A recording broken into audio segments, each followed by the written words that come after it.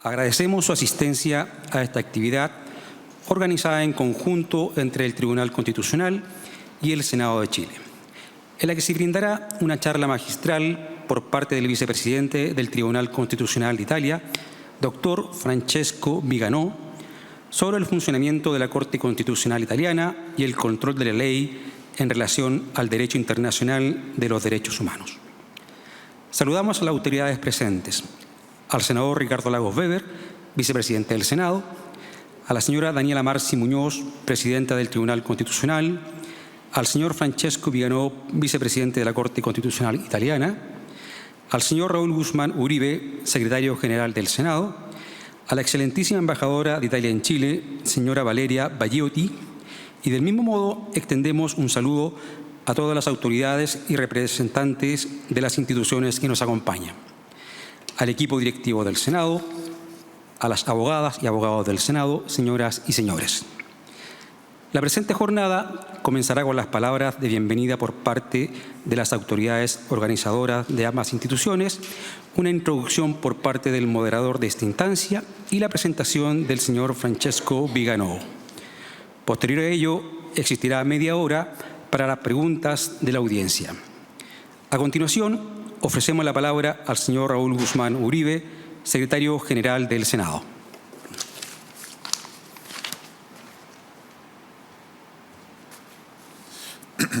Muy buenas tardes a todas y todos. Hago conmigo los vocativos a las autoridades que hoy día me acompañan, al señor vicepresidente del Senado, don Ricardo Lagos, la señora ministra del Tribunal Constitucional, doña Daniela Marci, la señora embajadora de Italia y a nuestro ilustre invitado que hoy día está con nosotros, y también a todas las funcionarias y funcionarios, las abogadas y abogados que hoy día nos acompañan para tratar en esta charla un tema que sin duda es de interés y de relevancia jurídica para todos nosotros. Esta es una actividad que se ha realizado en conjunto con el Tribunal Constitucional y si bien nos encontramos frente a instituciones que son constitucionalmente autónomas como el Tribunal Constitucional y el Congreso Nacional en sus corporaciones del Senado y de la Cámara de Diputados, estos espacios son absolutamente relevantes y necesarios porque día a día nosotros tenemos una interacción bastante fecunda y también estrecha a propósito del ejercicio de las diversas competencias que tiene el Tribunal Constitucional en el proceso de formación de la ley y también en el ejercicio de los derechos que tienen los parlamentarios para concurrir al Tribunal Constitucional frente a ciertas cuestiones que se plantean también en el proceso de formación de la ley, sin perjuicio de los demás controles posteriores que puede tener el tribunal a través de la interposición de recursos de inaplicabilidad por inconstitucionalidad que pueden sentar efectos que sin duda surten eficacia respecto a la vigencia de la ley. Esta actividad es un esfuerzo por mantener y fortalecer esta labor técnica y de apoyo, dar una mirada crítica a la función pública que todos nosotros desempeñamos y sin duda incorporar un elemento que cada vez es más relevante en la convivencia de la sociedad, que es darle una perspectiva y una mirada al ejercicio de la función constitucional desde los derechos humanos. La perspectiva de los derechos humanos es algo que hoy día está cada vez más presente en las distintas legislaciones, en los distintos congresos y también, sobre todo, en las Cortes Interamericanas y en el Parlamento Europeo, en donde la mirada desde la persona y sus derechos incide en un amplio campo que aborda también el quehacer legislativo, cada vez más grande y más importante. Es por esto que la experiencia que hoy día vamos a compartir, las palabras que nos va a dar en esta charla magistral el profesor, sin duda va a enriquecer cada vez más el trabajo que nosotros hacemos y también el apoyo técnico que damos a la labor legislativa y a la labor parlamentaria de las senadoras y senadores. Así que muchas gracias por su asistencia, muchas gracias al Tribunal Constitucional también por permitirnos ser parte de esta actividad conjunta y traer esta experiencia del Tribunal Constitucional italiano acá a Chile y poder también sacar lecciones de aquello. Muchas gracias.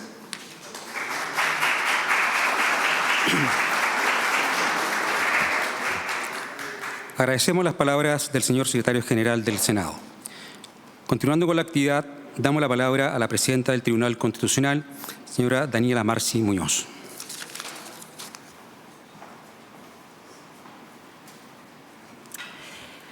Buenas tardes, autoridades, vicepresidente del Senado, secretario general del Senado, señora embajadora, funcionarios, funcionarias, amistades que tenemos acá. Esta ya es la segunda vez que nos encontramos en el año. Tuvimos una jornada muy interesante en una actividad conjunta en agosto, si no me equivoco, en el Congreso en Valparaíso. Y también hemos estado en otras actividades que nos ha invitado el secretario general, y en esas ocasiones surgió la idea de que cuando existieran invitados interesantes y que pudieran ser de provecho para ambas instituciones, sería bueno poder compartirlo, sobre todo porque tenemos esta relación de vecinos, aunque también habría sido nuestro deseo poder llevarlo a Valparaíso, pero dado que el profesor Viganó viene llegando de Alemania y se va el día sábado en la mañana, ya era un poco difícil poder llevarlo a Valparaíso. No obstante eso, él ha tenido la disposición de venir, es una persona que conoce bien el sistema chileno. También nos parece importante que cuando compartamos invitados no sean personas que nos vengan a hablar solo de su realidad, sino que nos puedan presentar un contraste y contextualizar bien las instituciones. Y también yo no quisiera extender más las palabras porque sé que es importante que tengan un espacio para que podamos debatir y hacer preguntas, pero decirles que es una alegría poder estar acá y esperamos que se mantenga el intercambio que hemos tenido con el Senado y seguir teniendo buenas ideas para bueno, que fortalecen nuestra relación, pero también nos ayuda a hacer mejor nuestro trabajo. Así que muchas gracias.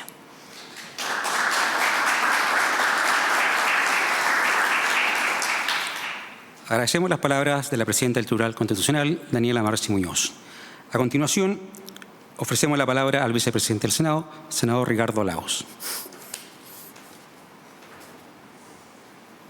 Gracias. Hola, ¿qué tal? Muy buenas tardes. Aprovecho de saludarlos formalmente. Hago míos los vocativos, pero no puedo dejar de saludar a la presidenta del Tribunal Constitucional, a Daniela, a la embajadora de Italia, al secretario general, al contralor y jefe de asesoría jurídica del Senado, abogado Montes, a nuestro invitado, ya porque estamos hoy día en el Senado, nuestro invitado, Francisco Viganó, vicepresidente del Tribunal Constitucional italiano, colegas, secretarios de comisiones, entiendo que hay funcionarios de Contraloría también y de otras instituciones públicas. Traté de recopilar alguna información sobre nuestro invitado y lo primero que quiero decir es que algo tiene con Chile porque ha venido varias veces a Chile. Ha venido a varias instituciones, varias universidades, me creo que la Universidad de Adolfo Ibáñez, Alberto Hurtado, creo que la Católica, no sé si en Valparaíso todavía. Y una larga, y como decía la presidenta del Tribunal Constitucional, ciertamente uno siempre puede aprender de otras experiencias, pero la pregunta es si esas experiencias pueden dejarnos algo a nosotros con respecto a cómo operan en otras realidades, en nuestras constituciones jurídicas. En Italia hay un sistema jurídico en el cual hay una Corte Suprema, una Corte Superior de Justicia y al mismo tiempo paralelo un Tribunal Constitucional. Muy similar a lo que tenemos en Chile. Eso no ocurre en todas las legislaciones y en todas las jurisdicciones. Hay sistemas distintos en los cuales a veces la Corte Principal al mismo tiempo actúa como el Tribunal Constitucional. Y creo que conocer la realidad de países que han caminado algo más que nosotros en el tema de desarrollar institucionalidad, de tener una larga historia y tradición jurídica, en el cual además en general han sido países que han avanzado bien en el tema que yo llamo normas más civilizatorias, sociedades que son un poquito más justas que las nuestras a veces, que han superado desafíos que nosotros todavía tenemos que abordar. En esos procesos que en los países crecen y se desarrollan, eso va acompañado también de mayores derechos y obligaciones, tanto de los ciudadanos como de la institucionalidad, que se hace más robusta, se hace más densa a ratos y que requiere que las distintas instituciones conversen entre sí.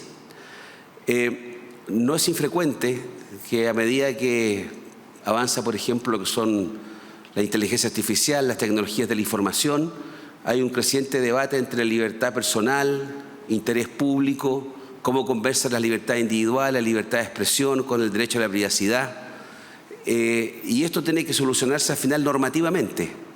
Pero esa norma tiene distintas interpretaciones y a veces nuestros cuerpos constitucionales tratan de capturar lo esencial de nuestras normas, pero no necesariamente pueden dar cuenta de cómo conversan los distintos derechos que se quieren cautelar. Y para eso los tribunales constitucionales son los cuales recurrimos. El Tribunal Constitucional en Chile tiene una larga historia, y a veces no siempre no hemos podido mantener la mirada del Tribunal Constitucional en los fallos que ha tenido en el pasado. Esto depende, por supuesto, de la manera que cada uno lo interpreta. Pero hemos tenido muchas veces que enfrentar decisiones de esa naturaleza que nos pueden dejar o satisfechos o un sabor amargo. Pero lo raya para la suma, en la medida que las sociedades se complejizan, que los ciudadanos tienen más derechos, en donde la democracia tiende a atomizarse un poco más, el tema normativo, que puede parecer a veces ripioso y aburrido, es al final lo que nos permite dar el marco básico sobre el cual pararnos. Y para eso son los tribunales constitucionales, para tener un estadio superior que pueda dirimir las diferentes opiniones que tiene la ciudadanía a través de sus cuerpos, por ejemplo, legislativos, o la autoridad elegida representativamente como los poderes ejecutivos, o el Poder Judicial a veces. Entonces, en raya para la suma, aquí termino, decir que estas reuniones, que pueden parecer muy específicas, tienen un impacto al final que van generando conocimiento, tienen la capacidad de generar intereses y tal vez en esas presentaciones encontrar temas que capturen nuestra atención, en particular si es un académico que, como decía, ha estado varias veces en Chile por temas de trabajo, de academia, y que tal vez se empapa un poco más de lo que es nuestra realidad nacional. Así que yo con esas palabras quiero agradecerle la presencia a todos acá y al profesor. Yo me excuso que voy a retirar. La presidenta del tribunal decía que no va a poder lograr que vaya a Valparaíso el profesor por el corto tiempo. Yo no tengo esa opción. Hoy día hay un cierre de campaña en Valparaíso presidencial, así que me tengo que ir ahora más o menos luego. Pero quería desearle mucho éxito en la presentación y espero que hayan logrado superar el problema que tienen en el computador ahí, que veo que están bien atareados. Bien, muchas gracias, que estén muy bien.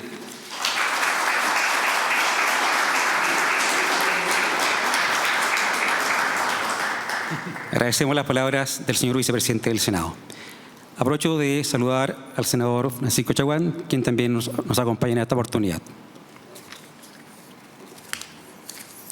Para dar inicio a esta charla magistral sobre el funcionamiento de la Corte Constitucional Italiana y el control de la ley, dejamos con ustedes al Contralor del Senado, señor Juan Pablo Montes, quien moderará esta importante presentación.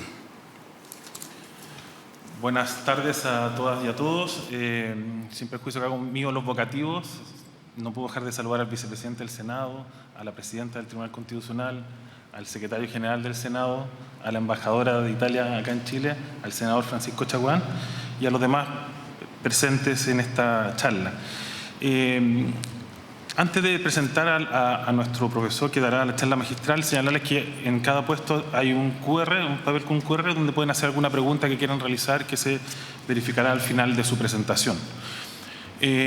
Don Francesco Vigano es vicepresidente, como ya se señaló, vicepresidente del Tribunal Constitucional Italiano, es catedrático también de Derecho Penal, es licenciado de Derecho en la Universidad de Milán, cursó estudio de Derecho Penal en la Universidad de Múnich, es doctor en Derecho Penal de la Universidad de Pavia, fue investigador de la Universidad de Brescia, fue profesor asociado de Derecho Penal en la misma universidad, fue catedrático de la Universidad de Milán, donde impartió tanto Derecho Penal como Derecho Penal Italiano y Derecho Penal Europeo. Fue catedrático de la Universidad de Bocconi de Milán, donde impartió Derecho Penal Transnacional. Es asesor del Comité Editorial de la Revista Jurídica Chilena de Política Criminal.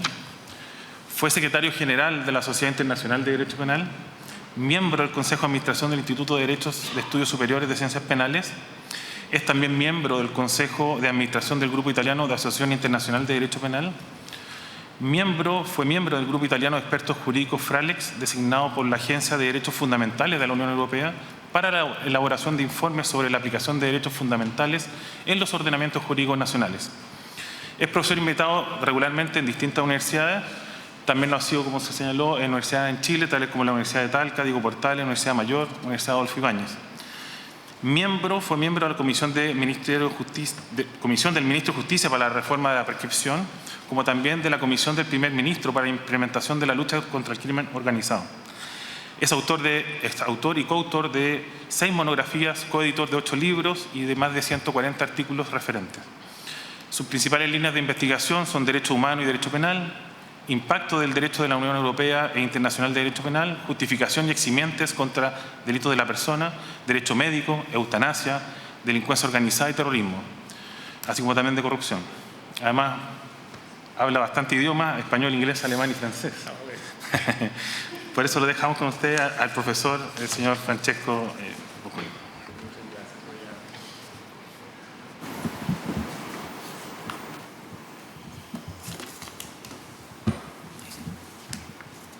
Gracias. Entonces, señora Presidenta del Tribunal Constitucional, señor Vicepresidente del Senado, señora Embajadora, señor Secretario General del Senado, señoras y señores, buenas tardes. Les agradezco muchísimo la invitación a tomar la palabra en este contexto tan prestigioso y en esta sala realmente maravilloso. Es para mí un honor y un placer, en mi calidad de Vicepresidente de la Corte Constitucional Italiana, dirigirles unas palabras para explicar los rasgos esenciales del control de constitucionalidad de las leyes llevado a cabo en mi país por la institución de la cual soy integrante desde 2018. Por supuesto, tengo que pedir disculpas por mi imperfecto dominio de la lengua castellana. Por suerte, tengo muchos amigos y amigas en este país que siguen invitándome en eventos públicos a pesar de los muchos errores y horrores que sigo haciendo cada vez que hable la noble lengua de Cervantes. Entonces, un pequeño sumario, si puede ponerme la otra, de esta presentación, unas palabras sobre la institución de la Corte Constitucional en Italia, unas palabras sobre las competencias que tenemos, sobre la tipología de decisiones que tomamos y finalmente algunas precisiones sobre las diferencias entre nuestra Corte Constitucional y el Tribunal Constitucional chileno. Entonces vamos a pasar a la institución. La Corte Constitucional fue creada en Italia por la Constitución Republicana de 1947, aprobada después de la experiencia trágica del fascismo y de la Segunda Guerra Mundial. La idea fundamental de los constituyentes era otorgar una función de control, de respeto de las reglas sobre la repartición de los poderes y el respeto de los derechos fundamentales de la persona a una institución independiente de todos los demás poderes, cuyas tareas esenciales debían ser, por un lado, el control de constitucionalidad de las leyes y, por el otro lado, y sobre todo, la solución de los conflictos entre los diferentes poderes del Estado. Los padres constituyentes optaron por el modelo kelseniano de judicial review, de control de la legislación, es decir, un control de constitucionalidad centralizado en una institución única en todo el país, con el poder de anular las leyes inconstitucionales, con un efecto parecido a la derogación de la ley por el mismo Parlamento, aunque con efectos aún más radicales, pues la ley inconstitucional es anulada por regla general con efecto retroactivo, como si nunca hubiera existido en el sistema legal. Este sistema entonces se diferencia del sistema de control difuso, que es típico de Estados Unidos y de muchos países americanos, de hecho, que otorga en principio a cada juez la tarea de controlar la compatibilidad de las leyes con la Constitución, entonces de dejar inaplicada la ley en el caso concreto. En Italia el juez no tiene este poder, el juez está vinculado a la ley, así como es. Lo único que puede hacer es plantear una cuestión de constitucionalidad frente a la Corte Constitucional, cuya tarea exclusiva es de averiguar la compatibilidad de la ley con la Constitución.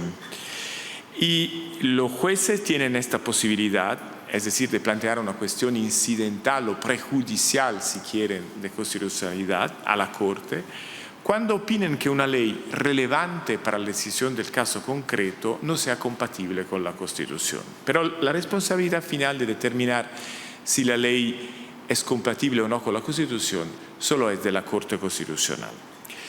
Bueno, algo sobre la composición. Se compone de 15 magistrados, 5 son electos por el Parlamento con mayoría calificada de 3/5, se dice. Así que es necesaria un acuerdo entre las fuerzas políticas de mayoría y oposición para lograr el nombramiento de los jueces, lo cual produce a veces problemas. El año pasado quedamos un año sin el juez número 15 porque el Parlamento no se ponía de acuerdo para seleccionar un juez. Finalmente 3 compañeros y compañeras se fueron, entonces con 4 cupos el acuerdo entre las fuerzas políticas fue mucho más fácil, entonces los eligieron. 5 son nombrados por el presidente de la República, que en Italia no es parte del poder ejecutivo, es electo por el Parlamento también, pero es una institución de garantía de la Constitución que tiene este poder especial de nombrar 5 integrantes del Tribunal Constitucional. Yo fui nombrado por el presidente sin proceso público de selección. Es un proceso que diría totalmente no transparente, que lo hace directamente el presidente sin control ninguno, y por eso me seleccionaron probablemente, si no, nunca habrían pensado de seleccionar uno como yo, que además no tenía ninguna relación política con nadie. 5 finalmente son los integrantes electos por las Cortes Superiores. Más precisamente 3 son electos por la Corte de Casación o Corte Suprema, que es la Corte de Legitimidad, que es el órgano supremo, digamos, de la jurisdicción, el Consejo de Estado, el juez administrativo supremo, y 1 por la Corte de Cuentas. El mandato de los magistrados es de 9 años no renovable. Las decisiones de la Corte se adoptan por mayoría de sus integrantes, por mayoría absoluta, pero es suficiente que sean 8 magistrados que voten por una decisión. Y los disidentes no tienen derecho a manifestar sus opiniones discrepantes. O sea, la Corte siempre habla con una voz y solo el fallo refleja las decisiones de la mayoría. Sin embargo, el mero hecho que el ministro disidente no tenga la posibilidad de publicar su voto particular facilita o, digamos, crea las condiciones para buscar un consenso amplio en cada decisión. O sea, uno va a la deliberación y sabe que no puede escribir una opinión discrepante, entonces lo que trata de hacer es buscar un consenso en una solución un poco más mediana, digamos, y de convencer a los demás de acercarse un poco más a sus posiciones. Así que muchas decisiones, de hecho, tras una discusión muy larga, son adoptadas por consenso, sin necesidad de votar. Y también en la redacción de los fallos interviene mucho. Los jueces que no están completamente de acuerdo tienden a intervenir y a pedir que se quite una frase o a ajustar la decisión mejor al caso concreto para no plantear principios demasiado amplios. Las competencias de la Corte, podemos pasar a la siguiente diapositiva. La Corte tiene varias competencias. Una competencia esencial es la de resolver conflictos entre poderes del Estado y entre el Estado y las regiones. Italia no es un sistema federal, pero las diferentes regiones tienen una competencia legislativa. Y entonces puede haber conflicto entre el Estado y las regiones sobre las leyes estatales o las leyes regionales, sobre todo por razones de repartición de competencia. La Corte tiene además la competencia de autorizar los referéndums populares, los plebiscitos sobre las leyes, bajo las condiciones establecidas en la Constitución, y una competencia penal que hasta ahora afortunadamente nunca se ha puesto en práctica para adjudicar la responsabilidad penal del presidente de la República en los crímenes cometidos durante su mandato. Sin embargo, más del 95% de los asuntos tratados por la Corte son casos de control de legitimidad constitucional de las leyes, o sea, de judicial review. Las vías para provocar este control son dos. La primera es el control in abstracto y ex post, activado por el Estado contra las leyes regionales o por las regiones contra las leyes estatales, en el plazo de 60 días tras la entrada en vigor de la ley impugnada. O sea, la impugnación no suspende el efecto de la ley que entra en vigor, pero la Corte decide normalmente en el plazo de un año entre la impugnación y la decisión. En la mayoría de los casos, como lo decía, los recursos en vía principal, como decimos, el control in abstracto y ex post, se centran en la violación de las reglas constitucionales sobre la repartición de competencias legislativas entre Estado y regiones. La segunda vía, que es por lejos la más importante, 65% de los asuntos, es el control in concreto llevado a cabo por los tribunales y las cortes ordinarias, civiles, penales, administrativas, a través de la cuestión prejudicial o incidental, como la llamamos, de constitucionalidad. El juez tiene que aplicar una ley, duda sobre la compatibilidad de la ley con la Constitución, suspende el proceso, plantea una cuestión de constitucionalidad. La Corte resuelve la cuestión y devuelve el caso al juez para la decisión final según cuanto ha determinado la Corte. Ahora vamos a ver la tipología de decisiones. Podemos pasar a la siguiente diapositiva.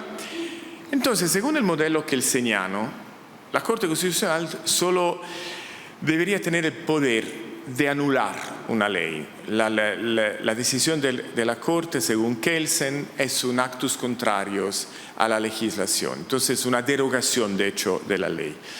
La Corte debería actuar como un mero legislador negativo. En caso de anulación se crea una laguna, es tarea del Parlamento aprobar una nueva ley sin el vicio de constitucionalidad. Sin embargo, la anulación pura y simple se hace, pero no es lo que más hace la Corte. Hablábamos esta mañana en el Congreso, en la Corte Constitucional, de las otras técnicas desarrolladas por el Tribunal Constitucional español, siguiendo el modelo del Tribunal Constitucional italiano. Ya en sus primeros años de vida, entre los años 50 y 60, la Corte italiana ha empezado a anular parcialmente la ley, estableciendo, por ejemplo, que la ley es inconstitucional en la parte en que no excluye de su ámbito de aplicación el caso X. El caso X entonces debe quedar afuera de la previsión legislativa. La Corte de una manera manipula la ley excluyendo un subset, un caso o dibujando un caso en el interior de los casos que están abarcados por la ley. Por ejemplo, una sentencia del año 2019 ha declarado inconstitucional la norma penal sobre ayuda al suicidio, asistencia al suicidio, en cuanto no excluía de su ámbito de aplicación el caso de la ayuda a un paciente gravemente enfermo que padece sufrimientos refractarios a terapias paliativas, que necesita tratamientos de soporte vital y que ha expresado una voluntad clara de acabar con su vida. Desde aquel momento, la ayuda al suicidio realizada bajo estas condiciones ha dejado de ser punible en Italia.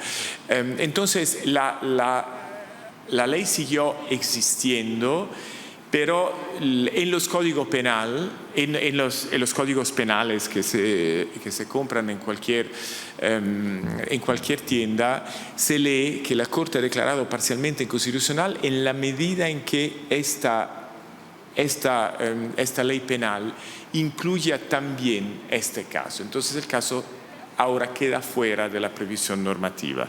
La técnica opuesta es la sentencia parcialmente aditiva. La ley se declara inconstitucional en cuanto no incluya en su ámbito de aplicación el caso Y, que debe quedar adentro de la previsión normativa. Esta técnica se utiliza frecuentemente cuando se detecta una vulneración del principio de igualdad. La ley que se aplica al caso A tiene también que aplicarse al caso B, porque de no hacerlo se realizaría una vulneración del principio de igualdad. Pero la Corte utiliza también técnicas sustitutivas, sentencias sustitutivas. Se declara inconstitucional una norma en la parte en que prevé X en vez de Y. Esa es la técnica que más se critica en doctrina porque se cambia realmente la disposición normativa. Eso se hace cada vez que la solución X quede claramente por debajo de los estándares impuestos por la Constitución. En particular lo se hace con relación a los derechos sociales de la persona. Por ejemplo, la Corte declaró inconstitucional en el año 2020 una ley que establecía el pago de aproximadamente 250 euros mensuales a personas inhabilitadas al trabajo y sin recursos económicos, estimando que esta suma era manifiestamente insuficiente para asegurar a esta persona un mínimo vital.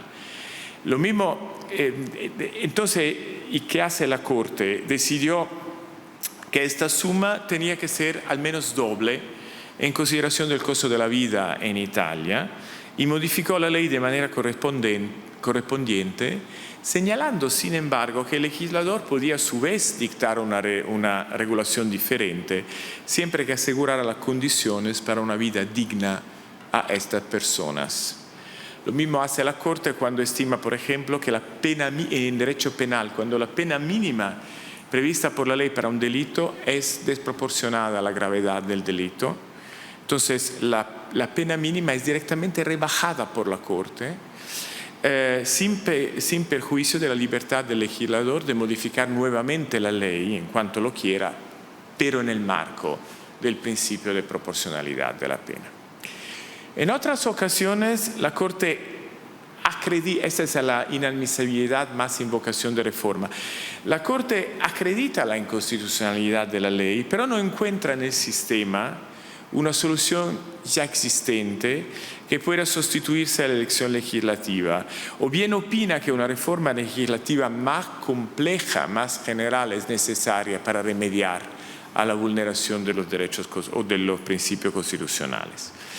En estos casos, la Corte suele declarar la cuestión inadmisible, recomendando al mismo tiempo la necesidad de una pronta intervención del legislador para realizar la reforma necesaria. Esta técnica tiene obviamente la desventaja que la resolución del problema detectado por la Corte depende de la disponibilidad del legislador a intervenir y a colaborar, ya que la Corte no dispone de instrumentos para coaccionar al legislador a modificar las leyes existentes y a resolver. Lo cual explica por qué la Corte utiliza con cierta frecuencia la técnica de las sentencias sustitutivas que le permiten solucionar directamente el problema sin esperar la intervención del legislador. Eso yo creo que la sentencia sustitutiva y en general la sentencia de parcial inconstitucionalidad ha representado una herramienta necesaria para la Corte Constitucional porque la Corte no dispone de un poder que muchas otras cortes tienen, es decir, el poder de postergar los efectos de sus decisiones.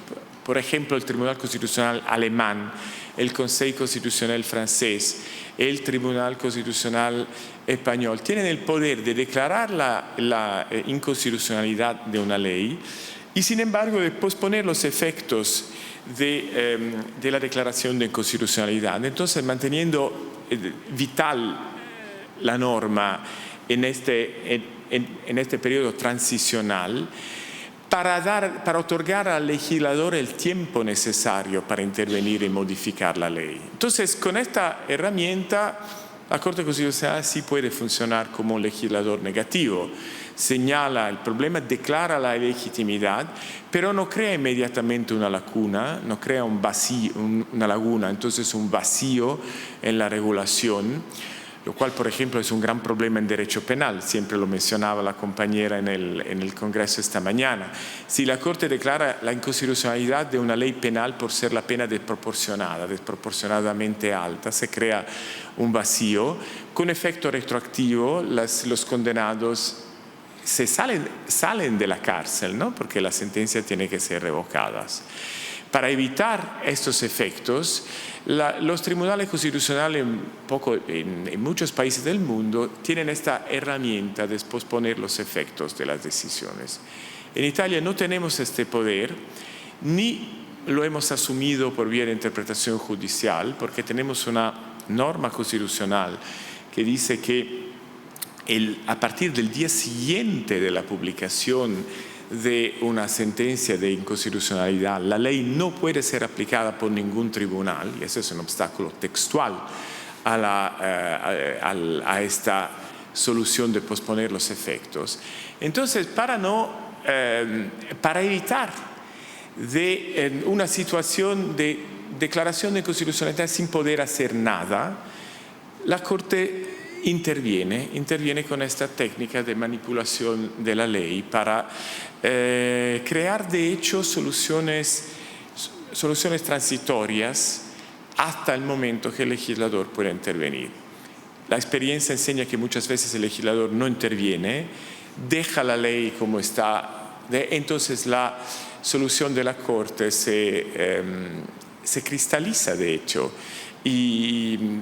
y vuelve a ser, pero ese es más el efecto de una patología del sistema que no de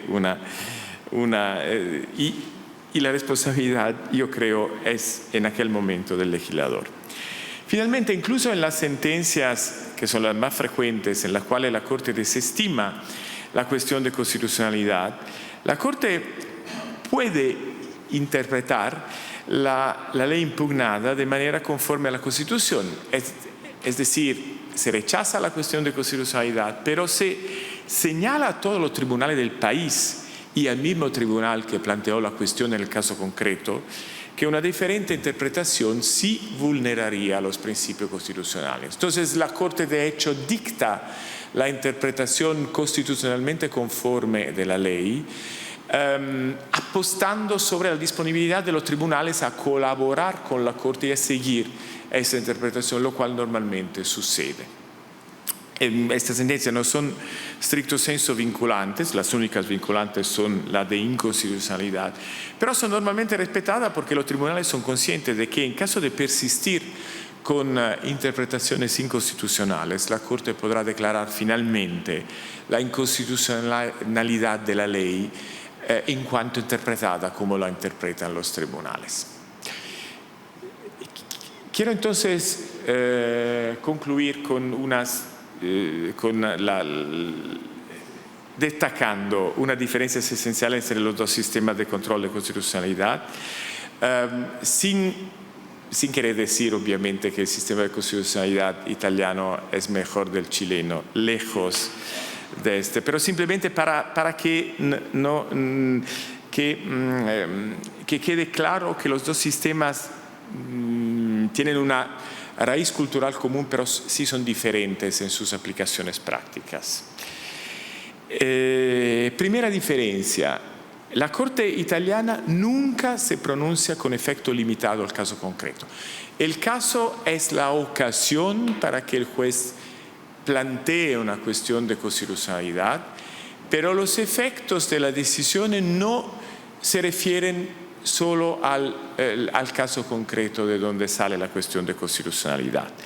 Entonces, nunca la Corte italiana dicta la inaplicabilidad de la ley en el caso concreto. Esa es una diferencia esencial para entender cómo funcionan los dos sistemas, sino siempre decide con efecto general Ahora bien, cuando rechaza la cuestión de constitucionalidad, el efecto es limitado en el sentido que otro tribunal podrá plantear en el futuro otra cuestión similar de constitucionalidad, y lo único es que, bueno, la Corte considera sus precedentes, normalmente decide de manera conforme a su precedente, pero hay casos, 1, 2, 3 al año, en que la Corte reconsidera los precedentes y decide, obviamente con una carga motivacional, se puede decir reforzada, que quiere destacarse de sus precedentes, porque se ha dado cuenta, por ejemplo, de los efectos negativos producidos por sus precedentes, o porque hubo un desarrollo importante en la jurisprudencia del Tribunal Europeo de Derechos Humanos, o porque cambió el cuadro sistemático y todo eso. Pero claro, una sentencia de rechazo en que se desestima una cuestión de constitucionalidad es un precedente. Pero cuando en cambio la Corte detecta la inconstitucionalidad y declara la inconstitucionalidad de la ley, esa decisión tiene un efecto erga omnes. La disposición desaparece del ordenamiento. Reitero, esta decisión se toma por mayoría de los jueces, no es necesaria una mayoría calificada. En el 45% de los juicios de constitucionalidad, la Corte anula al menos una disposición o una parte de la disposición. Entonces, el porcentaje de sentencias de inconstitucionalidad es bastante alto. Estamos hablando de números como de 200 a 250 sentencias cada año. O sea, el año pasado las sentencias de inconstitucionalidad, al menos en una parte de la disposición, fueron 93. Entonces es un número bastante importante. Segunda diferencia importante. Los particulares no tienen acceso directo a la Corte. Eso es un problema del sistema de justicia constitucional italiana.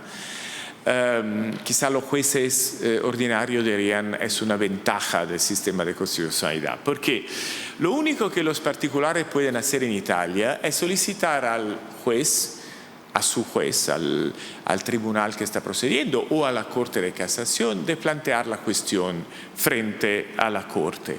Pero el juez no está, en estricto senso, obligado a hacerlo. El juez tiene un poder de filtro y la ley dice no tiene que plantear la cuestión a la Corte cuando la excepción de inconstitucionalidad de las partes del juicio no es relevante para la decisión, eso es evidente, o es manifiestamente infundada. Los jueces suelen ejercer este poder de filtro un poco demasiado, yo diría. O sea, suelen plantear cuestiones solo cuando sean convencidos, solo cuando ellos mismos están convencidos que la ley es inconstitucional, mientras que la ley sobre la Corte Constitucional dice simplemente tienen que plantearla cuando no es manifiestamente ill-founded, no sé si lo he dicho correcto en español. Entonces los tribunales filtran bastante. A diferencia de lo que pasa en España, en Alemania y en muchos otros países, los particulares no tienen un recurso directo a la Corte Constitucional, ni durante el procedimiento, ni contra la decisión final de la Corte de Casación o del Consejo de Estado, por ejemplo. Entonces, eso es una laguna, digamos, en el sistema de protección de los derechos constitucionales italiano, porque de hecho las vulneraciones de los derechos constitucionales que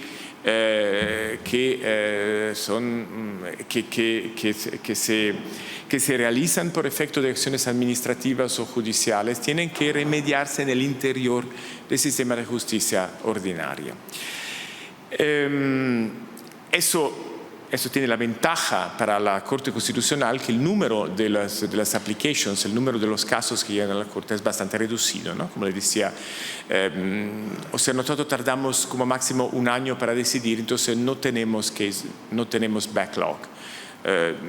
En un año solucionamos todos los casos que llegan a la Corte, salen en este plazo. La tercera diferencia importante es que la Corte italiana nunca se pronuncia antes de que una ley entre en vigor. El control siempre es posterior, incluso en los casos de acción directa del Estado contra. Una ley del Estado en particular solo puede ser impugnada por una o más regiones por razones de invasión de su competencia legislativa, y esa es una diferencia esencial. Ni las minorías parlamentarias ni cualquier otra institución política puede solicitar un control in abstracto sobre una ley una vez que la ley ha sido aprobada por el Parlamento. Eso tiene la desventaja que la ley entra en vigor, produce sus efectos negativos para los particulares hasta que un juez plantea una cuestión de constitucionalidad de la ley frente a la Corte Constitucional. Pero tiene la ventaja para la Corte Constitucional que la Corte no se convierte, o no hay ningún riesgo para la Corte de convertirse en una tercera cámara, digamos, ¿no? Porque y tiene también la ventaja, a mí no me gusta hacer como ministro un control in abstracto de la ley, porque uno no puede imaginar, o sea, la realidad es muy rica y muy varia, y a veces se plantean casos que uno no piensa cuando la ley ha sido recién aprobada y ha entrado recién en vigor. Y la realidad muchas veces enseña que por ejemplo, yo soy un profesor de Derecho Penal. Hay delitos que parecen horribles, ¿no? El delito de pedopornografía, pero a veces hay casos en que el hecho que la ley preveía 6 años de prisión mínima para casos de pedopornografía no funciona, conlleva la imposición de penas manifiestamente desproporcionadas en el caso que un joven de 18 años hace una grabación con su novia y después pelea con su novia y tiene este video en su teléfono sin ni siquiera difundirlo. Esos 6 años son una pena absurda en este caso. Pero claro que el legislador no va a bajar una pena de 6 años si el delito es pedopornografía, pornografía infantil. Eso lo puede hacer una corte, y lo puede hacer si hay un buen caso que enseña cómo una pena mínima está atando las manos a los jueces y entonces produce resultados inconstitucionales que solo se pueden evitar rebajando el límite mínimo de la pena. Esa es la ventaja de enfrentarse con caso concreto y no con una ley en abstracto. Finalmente, una cuarta diferencia, en mi opinión, es muy importante en la práctica, ya lo he destacado, la Corte italiana siempre habla con una sola voz. Ahora bien, cuando yo llegué a la Corte como profesor universitario, el hecho de no poder escribir disidencias me costaba mucho. Yo estaba acostumbrado a escribir lo que quería, a criticar muy duramente la Corte Constitucional, todo el legislador y todo eso, y quería ser libre. Mi libertad de expresión, no quería que mi libertad de expresión fuera así tan limitada.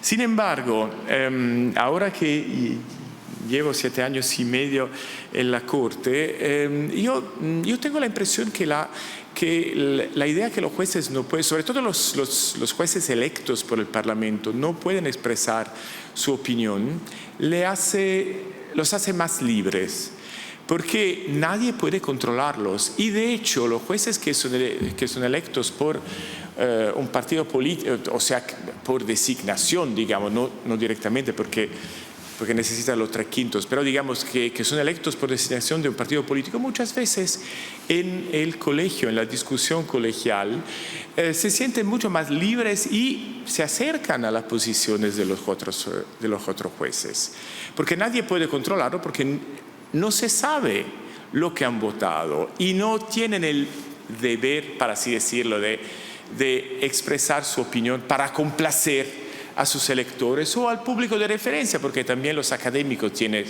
su público de referencia.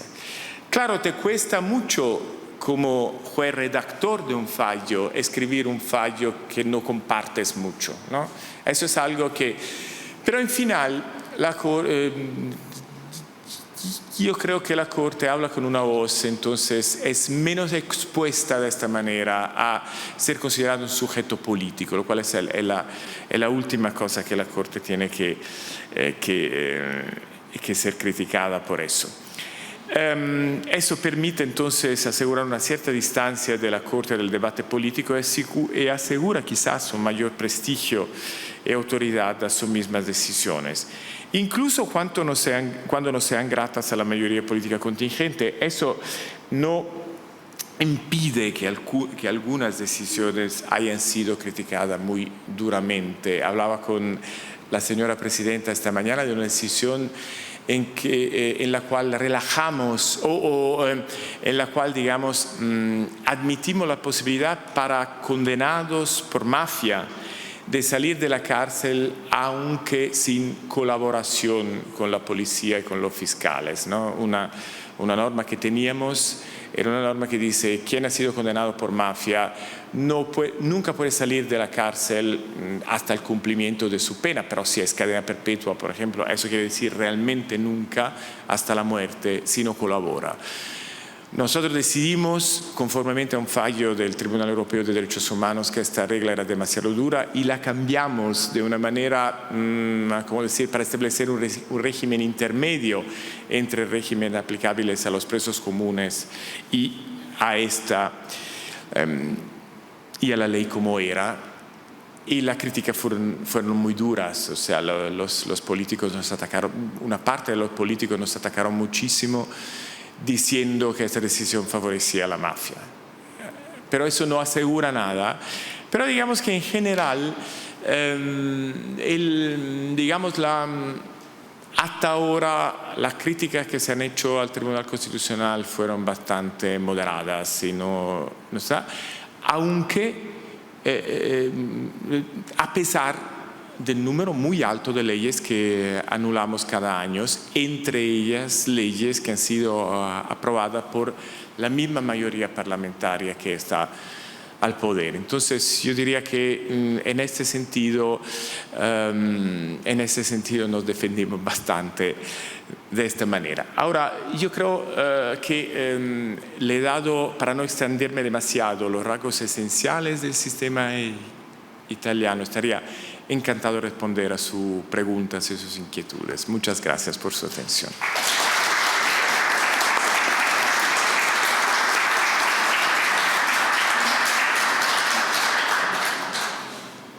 Profesor, tenemos varias preguntas, le voy a hacer un par de aquellas que hemos seleccionado. La primera, desde su experiencia, ¿qué lecciones o buenas prácticas considera que podrían ser de utilidad para los tribunales constitucionales latinoamericanos en la tutela efectiva de los derechos humanos y en la consolidación del Estado constitucional de derecho? Entonces, no es porque no quiero responder a esta pregunta, pero es sumamente imprudente, yo creo, para un europeo llegar y decir, yo pienso que un sistema ideal podría ser este. Yo, si me permite, no respondería a esta pregunta. Le he dado un modelo alternativo. Probablemente hay algunas cosas que le podrán parecer bien, otras cosas malas. Yo creo que sería más prudente para mí evitar decir ustedes tendrían que hacer estas cosas, porque claro, ningún sistema es perfecto, todos los sistemas tienen ventajas y desventajas. Por ejemplo, yo creo que el hecho de no tener un acceso directo a la Corte Constitucional, al menos en los términos del sistema alemán, ¿no? Hay que agotar primero todos los recursos internos y después puede ir a la Corte Constitucional. Eso es un sistema que permite al ciudadano de entender que hay una corte, que hay un tribunal que puede escuchar sus quejas. Eso es importante. Un problema que tenemos es que muchos italianos no nos conocen. Es verdad que no somos políticamente muy expuestos, pero tampoco muy queridos, porque mucha gente no sabe ni nuestra función, porque no tienen la posibilidad de acceso directo. Ahora bien, el acceso directo tiene también sus desventajas, no solo en términos de número de casos que llegan a la Corte Constitucional, y los compañeros y compañeras chilenos lo saben bien, pero crea inevitablemente tensiones con los tribunales ordinarios, tensiones con el Tribunal Supremo, etcétera, porque la Corte se pone como juez de última instancia frente a ellos, ¿no? Entonces eso genera también tensiones que nosotros no tenemos, y de hecho los tribunales y la misma Corte Suprema colaboran con nosotros intensamente, planteando cuestiones de constitucionalidad. Entonces siempre hay ventajas y desventajas en el sistema. Perdón por no responder directamente, pero esa es un poco... Gracias. Otra consulta, profesor. ¿En qué casos se puede recurrir al Tribunal Europeo de Derechos Humanos tras una declaración de constitucionalidad de una ley por parte de la Corte Constitucional italiana? Ya, es lo que... sobre ese tema voy a hablar mañana exactamente en el Congreso de la Corte Constitucional. En 2 palabras, desde 2007 hemos decidido que una ley contraria a los derechos humanos es también inconstitucional. Y eso lo hemos hecho porque tenemos una norma constitucional que se ha cambiado en 2001. La Corte tardó 6 años para traer las consecuencias, que dice que la ley, cualquier ley en Italia tiene que respetar las obligaciones internacionales. Entonces se interpreta que entre las obligaciones internacionales, por supuesto, están las obligaciones de respeto de los derechos humanos establecidos en los tratados, en el Pacto Internacional y sobre todo en el Convenio Europeo de Derechos Humanos. La norma del convenio deben interpretarse según la interpretación de su juez, que es el Tribunal Europeo de Derechos Humanos, y entonces cuando una ley no es conforme a los derechos humanos se declara inconstitucional. Sin embargo, esa es una diferencia esencial. Como el Tribunal Europeo nunca ha requerido a los estados, es una diferencia importante entre el sistema interamericano y el sistema europeo, nunca ha requerido a los estados, a los jueces de los estados, de ejercer un control difuso de convencionalidad. En Italia la posición oficial de la Corte Constitucional es que el juez ordinario tiene que interpretar la ley conformemente a la Constitución y a las obligaciones de respeto de derechos humanos procedentes del derecho internacional. Pero si esa interpretación no es posible porque la letra de la ley es contraria a las obligaciones, tiene que plantear la cuestión de constitucionalidad. Entonces hay un control centralizado, incluso en la materia de derechos humanos. Una pequeña precisión, sin embargo, es necesaria. Mañana voy a extenderme más sobre este punto. La situación ha cambiado después de la entrada en vigor de la Carta de los Derechos Fundamentales de la Unión Europea. ¿Por qué? Porque el derecho de la Unión Europea sí tiene primacía frente a la ley y autoriza a cada juez a inaplicar la ley para dar la precedencia al derecho de la Unión Europea. Y como la Carta de los Derechos Fundamentales es parte del derecho de la Unión Europea, el juez puede inaplicar la ley, lo que plantea un problema para nosotros bastante novedoso de concurrencia entre la Corte Constitucional y los jueces comunes en el control de compatibilidad de las leyes con los derechos fundamentales, porque ahora los jueces ordinarios sí tienen, muchas veces no se ha dado cuenta, aún no se ha dado cuenta porque la tradición jurídica es de plantear cuestiones, pero sí tienen un poder de inaplicar directamente en los ámbitos de aplicación del derecho de la Unión Europea que cada vez son más amplios. Mañana voy a explicar todos los problemas que se plantean en ese respecto. La última pregunta. ¿Cómo operan materialmente las sentencias parciales en el sentido de si se modifica la norma o queda como una nota respecto de la aplicación de la disposición? Perdón, ¿puede reformular un segundo? Las sentencias parciales, exactamente la en el sentido de si se modifica la norma, sí, o queda como una nota respecto de la aplicación de la disposición. Entonces, a todo efecto práctico se modifica la norma, pero esa es una pregunta es una pregunta muy importante desde la perspectiva del práctico. El abogado, el juez, el fiscal tiene un código penal en la mano o tiene la pantalla de su ordenador con la norma y lo que ve es la norma como era en la versión original con una nota y abajo hay la nota que explica: la Corte Constitucional con su sentencia ha declarado esta norma parcialmente constitucional en la medida en que no incluya eso. Entonces no se mantiene en la presentación de la norma, y eso también en la página de como el boletín oficial, digamos, ¿no? Se mantiene la diferencia entre el derecho de fuente legislativa y el derecho de la Corte Constitucional. Gráficamente se lo ve, pero todos los efectos prácticos, el juez tiene que considerar la norma como compuesta de la parte legislativa, digamos, y de la parte de la Corte. Tiene que aplicar las dos como la verdadera fuente de derecho. No puede aplicar la norma como era antes de la declaración de inconstitucionalidad, lo cual genera un poco de confusión, particularmente cuando hay normas con 15 declaraciones de inconstitucionalidad que modifican esta norma. Entonces lo que tiene que hacer el legislador es reescribirla y simplificar la vida a los pobres fiscales, jueces y abogados. Le agradecemos, profesor. Muchas gracias por su asistencia. Señalarle que sí se equivocó al principio porque usted tiene un perfecto castellano. No, perfecto no, pero a veces me enrollaba. Gracias.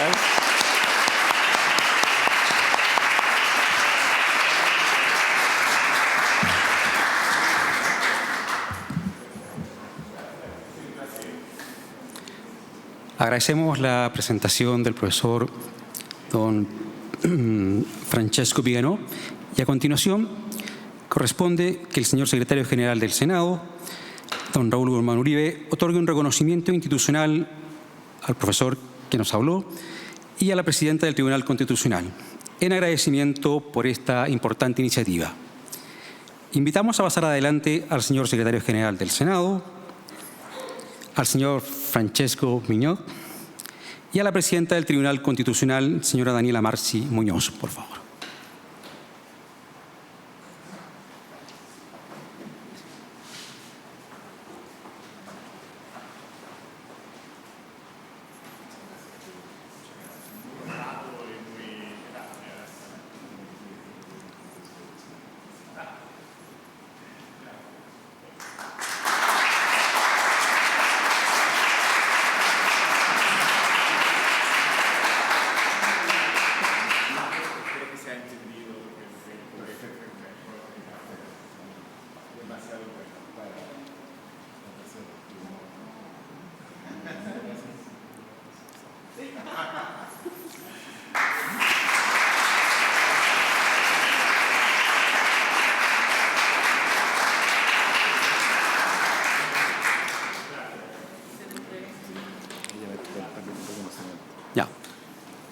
La presidenta del Tribunal Constitucional, señora Daniela Marci, hará entrega de un reconocimiento a don Francesco Viganò por su presentación. Un regalo que se le ayuda al tribunal para el secretario general, para el expositor, que va a continuar con la jornada, pero que es un libro que reeditamos del primer presidente del Tribunal Constitucional. Un libro que reeditamos del primer presidente del Tribunal Constitucional, don Enrique Silva Sima, que fue presidente entre 1971 y 1973, y este es más bien es un ensayo de esos 3 años, o sea, es relatado bastante en primera persona, pero que para ustedes, o sea, para ustedes y para ustedes, es bien interesante porque los 17 primeros expedientes, la mayoría fueron requerimientos al tribunal contra la ley de presupuesto. Les recordé algo. Y bueno, entonces demuestra que las cosas son bastante...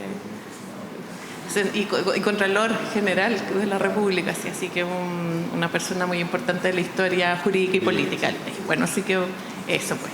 ¿Puedo decir 10 palabras nomás? No, simplemente para explicar el problema la presentación. Me había equivocado y había mandado la presentación que tengo que hacer mañana entonces me asusté un poco, pero solucionamos todo perfectamente gracias a su asistente y pasamos a la presentación correcta porque estaba ya sudando. Entonces, simplemente para explicar el movimiento que han notado probablemente aquí. Gracias por su paciencia.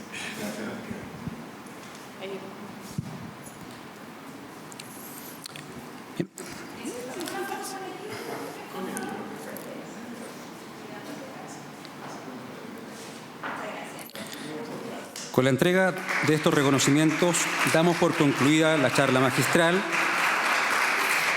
sobre el funcionamiento de la Corte Constitucional Italiana y el control de ley.